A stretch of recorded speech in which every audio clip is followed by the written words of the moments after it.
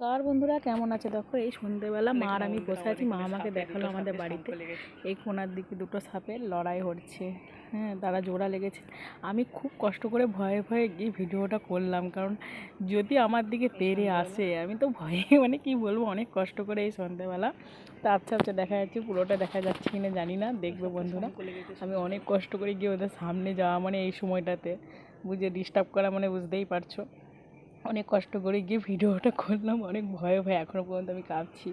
আজকে বৃহস্পতিবার, জানি না ভালো কে সাপে জোড়া লাগলে কী হয় আমি জানি না। আমাদের বাড়িতেই কোনার দিকে লেগেছে, মা দেখলো, আমি তুলে আমি গিয়ে সঙ্গে সঙ্গে ভিডিওটা করতে আরম্ভ করে দিলাম।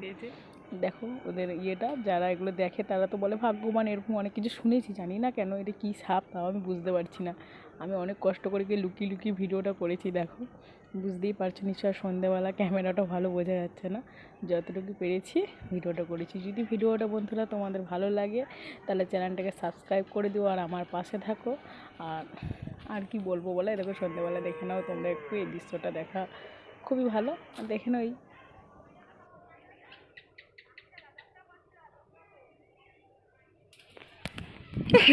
ওইদিকে পালিয়ে গেছে না।